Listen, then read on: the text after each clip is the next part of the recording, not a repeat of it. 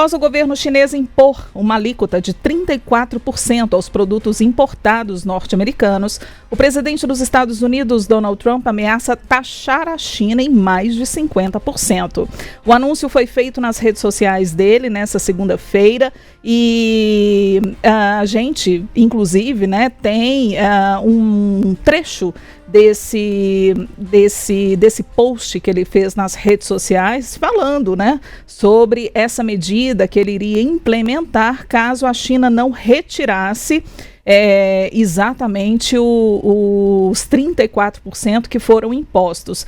Vou ler para vocês, o post inclusive está aí na tela, o Donald Trump falando o seguinte, que a China emitiu, né, tarifas recíprocas de 34%, tarifas já recordes, tarifas não monetárias, subsídios ilegais de empresas e manipulação cambial massiva de longo prazo, apesar do aviso dele de que qualquer país que retalhe os Estados Unidos emitindo tarifas adicionais acima e além do abuso tarifário de longo prazo já existente, né, será imediatamente confrontado com novas tarifas e também tarifas mais altas, acima daquelas inicialmente definidas. Portanto, Donald Trump diz, se a China não retirar o aumento de 34%, acima, né, dos abusos comerciais de longo prazo até amanhã, 8 de abril, os Estados Unidos vão impor tarifas adicionais à China de 50% com efeito em 9 de abril. Além disso, todas as negociações com a China sobre as reuniões solicitadas, né, serão encerradas. Negociações com outros países que também solicitaram reuniões vão começar a ocorrer imediatamente. E aí, Donald Trump encerra esse assunto, né? A gente teve hoje, inclusive, uma resposta da China, e aí eu já trago para vocês agora, porque a China, o jornal, né, o porta-voz do Partido Comunista Chinês, o Diário do Povo, diz que a China está preparada para a guerra de tarifas de Donald Trump e que o céu não vai cair por causa das novas barreiras comerciais. Ainda segue, né, essa informação dizendo que o Diário do Povo cita ainda a frase do presidente da China, Xi Jinping, sobre a resiliência do mercado chinês, que pode suportar ventos fortes e tempestades. A gente ainda tem, inclusive, um destaque de um post que foi feito, né, pela Embaixada da China nos Estados Unidos. E o post, ele traz uma frase, um vídeo de Ronald Reagan, né, que foi presidente dos Estados Unidos em 1987, e ele falando a respeito, né, do tarifaço que leva à pobreza, ao desemprego e também às guerras comerciais, como uma indireta, né, para o presidente dos Estados Unidos, Donald Trump. Pois é, hoje, caso o republicano cumpra o que foi dito na rede social, os produtos chineses eles serão submetidos a uma alíquota de 104% para entrar nos Estados Unidos. Isso porque na semana passada, Trump já havia anunciado uma taxa de 54% à China, em meio ao anúncio de um tarifaço global. Apesar de ser alvo principal de Donald Trump, a China exportou quase 450 bilhões de reais aos Estados Unidos em produtos em 2024.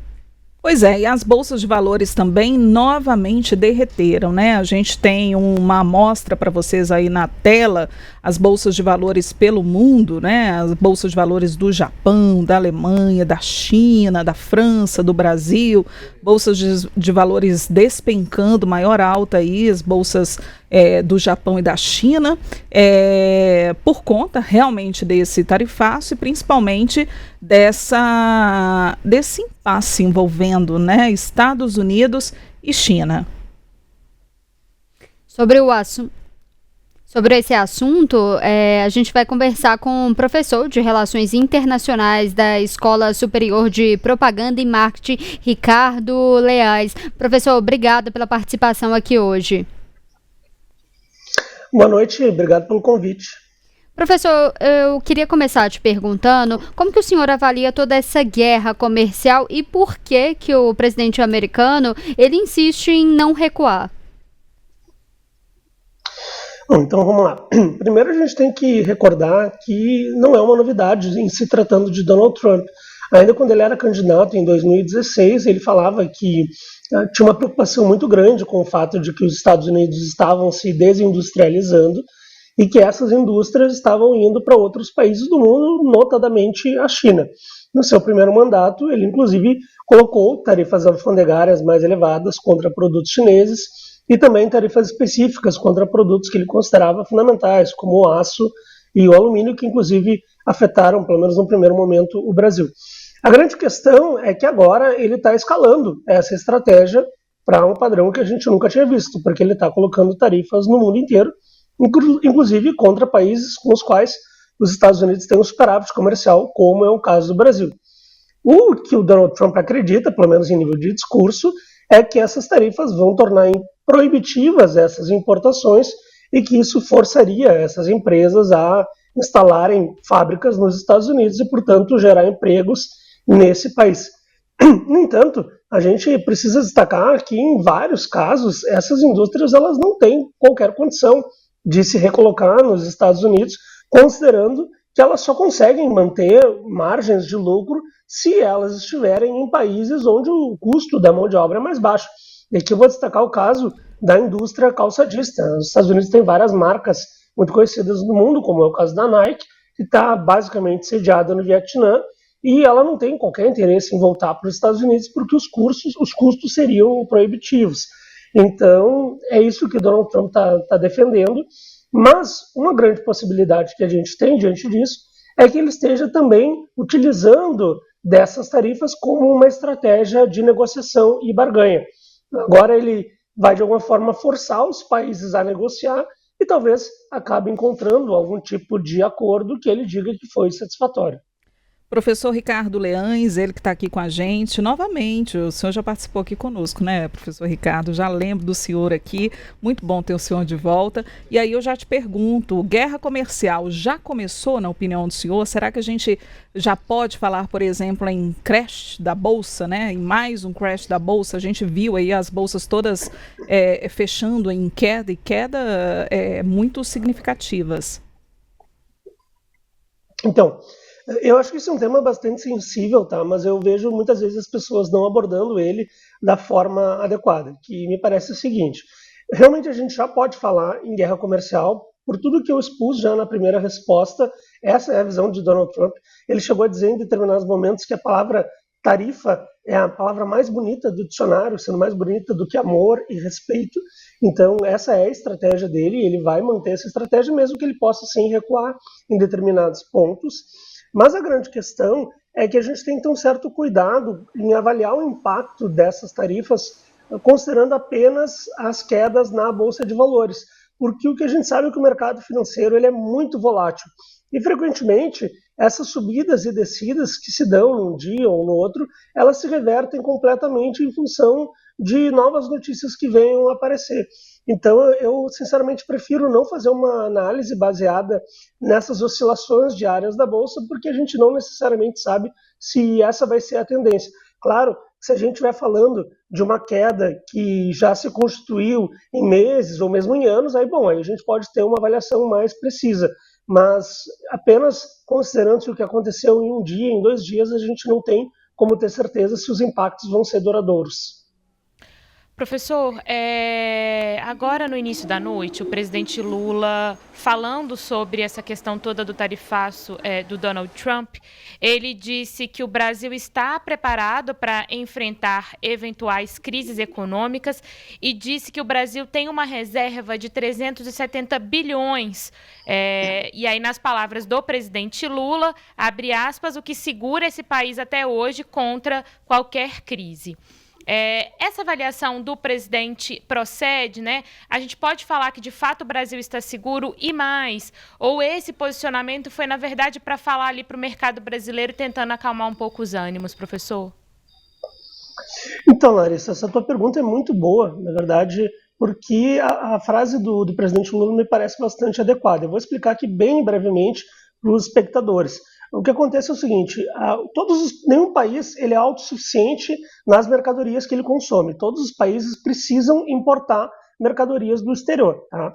A grande questão é que essas importações, esse comércio, ele não se dá na nossa moeda, ele não se dá em reais. mas ele se dá em dólar, no dólar dos Estados Unidos.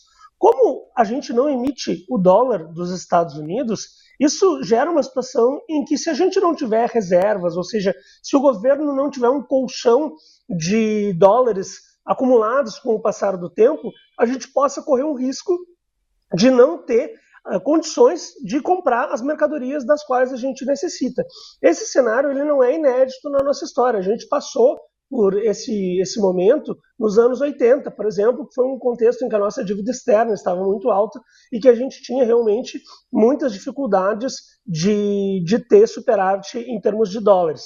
Essa é a mesma situação que vive a Argentina nesse momento, e a gente sabe como que os nossos vizinhos têm passado por dificuldades econômicas. Então o presidente Lula ele tem razão quando ele diz que essas reservas elas protegem o Brasil de uma crise econômica mais significativa. Entretanto, a gente não pode imaginar que essas reservas vão ser a garantia de que a gente não vá ser impactado por uma crise que pode acontecer em função desse tarifaço de Donald Trump. E eu digo que o Brasil pode ser impactado de duas formas. Primeiro, porque os nossos produtos exportados agora eles vão ficar mais caros, e a gente não tem como saber, nesse momento, quais vão ser as consequências disso. Qualquer estimativa que a gente faça nesse momento é precipitada, tá? Então isso tem que ficar bem claro para quem está nos ouvindo, mas sem dúvida vão ser impactados de alguma forma. Porque assim, na prática, essa tarifa de 10% significa que todos os nossos produtos agora vão ficar 10% mais caros na hora de concorrer no mercado dos Estados Unidos. Significa que eles não vão ser mais vendidos? Não, a gente não sabe exatamente o que isso vai significar, mas é possível que isso aconteça. E uma segunda forma que a gente pode ser afetado, e essa forma é muito mais grave, é o caso, esse tarifaço do Donald Trump, ele acaba impactando o comércio global de forma muito significativa, levando a um cenário de crise econômica global, como a que a gente viu em 2008, 2009, e como a gente viu também lá na época da pandemia. Caso isso aconteça, bom, aí mesmo que o Brasil tenha reservas, a gente vai ser afetado e vai sofrer com um cenário global de depressão, de preços e de crise econômica. A gente tem que torcer que não chegue a esse ponto. Mas para isso acontecer, o Donald Trump tem que voltar atrás. Professor, alguns especialistas falam que todo esse movimento do tarifaço pode acabar fortalecendo ali o mercado chinês, porque vai forçar ali estreitar laços com outros países. Queria perguntar se o senhor concorda com essa avaliação e se essas tarifas, na verdade, pode ser o Trump dando munição para a China crescer também? Se há espaço para isso.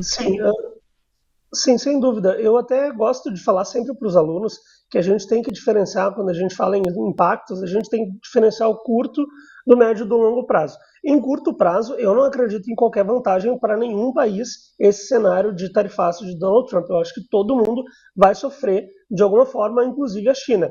Entretanto, os custos que esse tarifaço tem para a China, hoje em dia eles não são tão significativos. Eu digo isso porque hoje em dia as exportações da China para os Estados Unidos representam mais ou menos 3% do PIB chinês. Esse valor chegou a ser de 8% há 10, 15 anos atrás. Então, hoje em dia, a China ela já tem uma proeminência no mercado internacional, no comércio internacional, de modo que ela sofra menos diante de um cenário tão negativo como o que está se apresentando. E, em médio e longo prazo, aí sim a gente pode apostar não, a gente pode colocar no cenário de possibilidades alguma vantagem para a China, porque de fato, quando o Donald Trump ele coloca tarifas alfandegárias contra os aliados dos Estados Unidos, ele de alguma forma ele joga esses países no colo da China, e a gente já está vendo movimentações nesse sentido. Semana passada, o Japão e a Coreia do Sul, que são países com histórico de problemas com a China, anunciaram negociações para um acordo de livre comércio trilateral. Caso isso venha efetivamente a ser assinado e ratificado, sem dúvida isso vai ser um grande benefício para a China, que vai ter condições ainda maiores de concorrer no mercado internacional. Aí eu pergunto para o senhor também agora, professor, sobre além das tarifas, porque hoje a gente teve a presidente da União Europeia, né, falando sobre as tarifas e propondo também uma negociação. A gente inclusive vai ouvir e vai acompanhar, né, o que disse hoje Ursula von der Leyen. Ela fala sobre a proposta da União Europeia em conversar, em tentar negociar essas tarifas. Vamos ver então. Vou convidar o senhor para assistir com a gente, tá, professor? E depois a gente continua com os comentários. Estamos prontos para negociar com os Estados Unidos. De fato, oferecemos tarifas zero sobre bens industriais, como fizemos com sucesso com muitos outros parceiros comerciais, porque a Europa está sempre pronta para um bom acordo. Então o mantemos na mesa. Pois é, mantemos na mesa, é isso que a União Europeia está querendo negociar. Mas hoje, em uma coletiva de imprensa que foi concedida agora no final da tarde, depois, né, de Trump ter se reunido também com Benjamin Netanyahu, ele falou a respeito das tarifas e falou também sobre a União Europeia. Ele falou o seguinte, que além das tarifas, o problema da União Europeia é que há um bloqueio em relação aos produtos, e aí vão além das tarifas, sabe? Porque ele citou, inclusive, os testes que são feitos com os carros, que são testes muito duros, muito difíceis, que os produtos americanos não conseguem chegar lá. Há uma exigência, um critério de exigência muito grande com os produtos norte-americanos, e isso tinha que mudar. Então, ele fala, inclusive, que a União Europeia não é muito boa para os Estados Unidos. E aí eu te pergunto exatamente isso, porque além das tarifas, né, o Trump ele tenta negociar também outras questões que vão além, né, das tarifas simplesmente, da porcentagem de tarifas, né? Sem dúvida. A gente poderia dizer, inclusive, nas aulas de comércio exterior, a gente fala em barreiras alfandegárias, que são tarifas, e barreiras não alfandegárias, ou seja, são barreiras não monetárias. Isso, tanto faz. Né? Mas o espírito é justamente esse, são barreiras que não são tarifárias, ou seja, outras barreiras que os países colocam. E em relação à União Europeia, inclusive, ele não está equivocado. Aqui no Brasil, por exemplo, a gente sofre bastante com isso, o nosso agronegócio é altamente competitivo, mas tem muita dificuldade de entrar no mercado europeu, porque a União Europeia tem uma política agrícola comum que protege os seus agricultores e faz com que a gente não tenha acesso a esse mercado. Não sei especificamente como funciona no setor automotivo, mas no agro eu sei que isso é verdade. Então não duvido que seja verdade também no setor automotivo. É muito normal que os países utilizem esse tipo de técnica. Alguns anos atrás a gente viveu, Adriana, nas nossas relações com a Argentina também problemas nesse sentido. Frequentemente os produtos brasileiros que chegavam na Argentina tinham que parar, esperar 10, 15, 20 dias por vistorias, mesmo que a gente tenha aqui um mercado comum, enfim. Então, é normal que os países façam isso, mas é claro que isso contraria o espírito do livre comércio. Então, agora, os Estados Unidos fazem isso também, né? Não é só a União Europeia que faz isso, né? Então, essa é a grande questão. O Trump está claramente tentando tirar vantagem de todo mundo e me parece improvável que ele consiga. Embora, quando se trate dos seus aliados, eles têm uma margem de manobra menor. A gente sabe que a União Europeia, Japão, Coreia do Sul, são países e um bloco de países que dependem fundamentalmente dos Estados Unidos, sobretudo em termos de segurança nacional, sobretudo em termos militares, né? E a gente nunca pode desconsiderar esse fator. Essas questões econômicas, elas também estão vinculadas às questões militares. A gente está vendo aqui recentemente até muitas pessoas citando uma frase do Ronald Reagan, tu mesmo falaste, né, Adriana, sobre a defesa do livre comércio, mas o próprio Ronald Reagan, ele buscou medidas para impedir a chegada de automóveis alemães e japoneses lá nos anos 80. Ele, de alguma forma, forçou japoneses e alemães a adotar medidas para mitigar o déficit que os Estados Unidos tinham com esses dois países naquela época. Então, isso é bastante normal na história dos Estados Unidos, de conseguir forçar os seus aliados, que dependem dele militarmente, a seguir a sua vontade. Agora, essa situação é completamente diferente da China, que é justamente o principal adversário dos Estados Unidos e que não depende dos Estados Unidos em termos militares e que, portanto, a tendência é que mantenha uma política retaliatória até que o Donald Trump busque algum outro tipo de solução. Professor, eu queria voltar num ponto que a Letícia abordou logo no início da nossa entrevista aqui, a respeito de uma possibilidade de recuo de Donald Trump, mas aí eu queria contextualizar em relação às críticas que a gente tem visto nos últimos dias de empresários que apoiaram a campanha de Trump à presidência dos Estados Unidos, também de empresários importantes, mas que não necessariamente apoiaram Trump. Inclusive, uma que ganhou muita repercussão hoje foi do bilionário Bill Ackman, que disse que essa política de tarifas de Trump é massiva e desproporcional. A economia global está sendo derrubada por causa de uma matemática ruim. Foi o comentário dele. Professor, esses grandes bilionários, né, o posicionamento deles, a pressão deles, pode ser capaz de fazer com que Trump recue nessa política de tarifaço que a gente tem visto agora? Com absoluta certeza, Larissa. Concordo integralmente. Respondo afirmativamente a tua pergunta, né? Porque a gente sabe, quem paga a banda escolhe a música, né? Essa é a realidade na política internacional, né? Então, a gente sabe como as coisas funcionam, mesmo que o Donald Trump seja ele também um milionário, não sei nem se é bilionário também, mas enfim, uma pessoa de elevada riqueza, ainda assim é uma pessoa que tem que responder a determinados interesses. A gente tem o caso das Big Techs, por exemplo, a gente tem a indústria do petróleo, a gente tem a indústria automotiva. Se de alguma forma esses setores considerarem que há um prejuízo aos seus interesses, é claro que eles vão pressionar o Donald Trump. E aqui eu reitero, eu trouxe o exemplo dos calçados, porque ele é muito significativo. Não há qualquer interesse nos Estados Unidos de voltar a ter uma indústria calçadista. É interessante para eles transferir essas fábricas no exterior e que a população tenha acesso a esses tênis mais baratos. Quantas vezes a gente já não viu pessoas viajando para os Estados Unidos e comentando, olha, como é fácil comprar um tênis dessas marcas, como é muito mais caro no Brasil do que nesse país. Pois bem, se essas tarifas permanecerem em vigor, essa realidade já vai ser passada. Daqui a um pouco vai ser mais barato comprar um tênis desses no Brasil do que seria nos Estados Unidos, o que seria uma grande ironia do destino, né? Então, é claro que me parece que isso vai gerar um desagrado muito grande nos empresários, porque eu reitero, gente, isso tem um efeito em cascata. Não é apenas o tênis que vai ficar mais caro, todos os produtos vão ficar mais caros. Isso vai aumentar a taxa de inflação nos Estados Unidos como um todo, e a tendência é que gere uma recessão muito significativa, tanto nos Estados Unidos como no resto do mundo.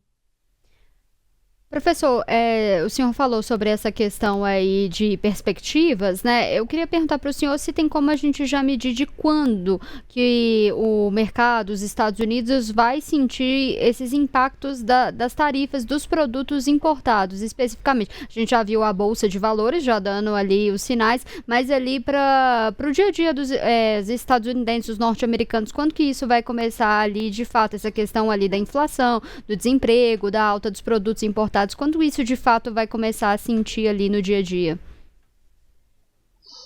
Bom, Letícia, para fazer essa análise, primeiro a gente tem que levar em consideração o C, né? A gente tem que considerar que os Estados Unidos vão manter essas tarifas. Então, presumindo que o Donald Trump não volte atrás, olha, eu não vou dizer que vai ser absolutamente imediato, porque havia uma incerteza muito grande em relação às tarifas de Donald Trump. Então, muitos importadores acabaram, de alguma forma, se antecipando a essas tarifas, importando muitas mercadorias, sobretudo até o final do ano passado e também no início desse ano. Então é possível que ainda os estoques estejam relativamente elevados e que eles consigam manter os preços atuais por um certo período de tempo. Mas, assim, eu não acredito que isso venha a acontecer por muito tempo. A tendência é que, se houver um cenário desse, em um período bem curto, talvez um mês, um pouco mais do que isso já venha a se sentir, em especial para esses produtos de bem de consumo duráveis, né? Como eu citei antes, os calçados, e não só eles, alimentos, mas eu reitero, isso vai afetar como um todo. Porque, assim, os Estados Unidos, muitas vezes, eles têm déficits comerciais com países que são fornecedores de matérias-primas para eles. Ou seja, imagine um cenário de um país que é uma potência industrial, mas que precisa importar ferro de um país que é muito pobre ainda. Esse país ele precisa do ferro barato. Talvez o país pobre tenha um superávit muito grande, mas esse ferro barato é fundamental para o país industrial conseguir manter a sua economia a pleno vapor. Se o país industrial opta por taxar o ferro do país mais pobre, ele está encarecendo os custos da sua própria indústria e tornando-a menos competitiva no mercado internacional. Vamos pensar no seguinte cenário, nesse exemplo que eu estou dando do ferro. Todas as indústrias nos Estados Unidos que dependem desse produto vão ter custos maiores. E elas vão concorrer contra indústrias chinesas, japonesas, sul-coreanas, que não têm esse tipo de custo. Então, por isso que em médio e longo prazo, a avaliação de que isso possa beneficiar a China e até mesmo outros países me parece correta, ainda que eu frise, no curto prazo, eu só vejo perdas generalizadas. Claro que posso estar enganado, né? Sempre que a gente encara esse desafio de fazer previsões, a gente corre o risco de se equivocar, mas eu acho que no curto prazo todo mundo vai perder. Agora, a grande questão é que isso pode desorganizar a economia global de tal forma que o grande beneficiado realmente seja a China e talvez algum outro país que vá na cola disso tudo. O próprio Brasil tem que aproveitar esse cenário para se aproximar dos chineses, para buscar acordos mais vantajosos, porque a gente pode realmente se beneficiar de alguma forma. A gente vende, por exemplo, os nossos produtos do agro, a gente vende para a China, em especial, mas a gente ainda tem o potencial de expandir a nossa produção agrícola, mesmo sem avançar a área cultivada, né? Então, diante do cenário em que os Estados Unidos encarecem a sua soja, encarecem o seu milho, talvez a gente possa vender mais soja e mais milho para a China, buscando algum tipo de vantagem. É um cenário difícil, mas eu reitero que para um país como o Brasil, é interessante ver grandes potências disputando, porque isso nos dá a possibilidade de barganhar, ver quem é que dá mais, ver quem é que tem mais interesse, e para mim está bastante claro que nesse momento é a China quem tem interesse maior do que os Estados Unidos. E a própria China se manifestou, né, falando que está encarando esse momento como um momento de oportunidades. Então, quem sabe, né, oportunidade para o Brasil também se aproximar e, de certa forma, se beneficiar com essa abertura também que a China tem dado. Mas eu queria voltar nessa questão política também, porque se há alguma coisa que teme Donald Trump, não sei se ele tem medo de alguma coisa nesse mundo, não sei se alguém é capaz de explicar isso, mas enfim, se há alguma coisa, né, que possa pressionar Donald Trump para voltar atrás, talvez seja essa pressão interna e principalmente a pressão política, né? E hoje, inclusive, Ted Cruz, que é senador do Texas, que é um grande amigo, um grande aliado de primeira ordem do Donald Trump, falou sobre banho de sangue, né, nas eleições de 2026, que Donald Trump poderia perder o controle do Congresso. E aí é um tiro no pé, né, professor? Sim, vamos lembrar para o nosso espectador que nos Estados Unidos as eleições presidenciais, assim como no Brasil, elas ocorrem a cada 4 anos. Mas nos Estados Unidos, 2 anos depois da eleição presidencial, ocorrem as eleições de meio de mandato. Essas eleições são importantes porque elas são uma espécie de termômetro para o público dos Estados Unidos sobre como está indo o governo. Quando o governo está muito impopular, é o partido de oposição que tende a vencer essas eleições e eleger mais congressistas e mais senadores, muitas vezes recuperando a maioria na Câmara e a maioria no Senado. Hoje em dia, o Donald Trump ele tem uma vantagem, porque ele tem a maioria no Senado e ele tem a maioria na Câmara. Mas eu concordo com a avaliação do Ted Cruz, caso os Estados Unidos o governo Trump não mude essas políticas e venha enfrentar um cenário de recessão, de inflação, isso vai afetar a sua popularidade e vai facilitar o caminho para os democratas nas eleições que vão ocorrer no ano que vem, sem dúvida. E aí, só como curiosidade, se há alguém preocupado nessa história toda, eu não sei, porque Donald Trump passou o fim de semana jogando golfe. Então, acho que ele pode estar, né, tranquilo em relação a isso, não sei. A gente chegou a ter um episódio meio lamentável assim, nas eleições, em que o Donald Trump e o Joe Biden ficaram discutindo sobre quem era o melhor golfista. Pois é. As eleições foram tão ruins que até isso aconteceu. Nesse nível, né, professor? Que momento que a gente está passando, gente. Agradecendo a participação do professor Ricardo Leães, ele que é professor de Relações Internacionais na Escola Superior de Propaganda e Marketing. Professor Ricardo, sempre bem-vindo por aqui, tá? Obrigadíssimo. Eu que agradeço vocês, foi uma ótima conversa, sigo à disposição.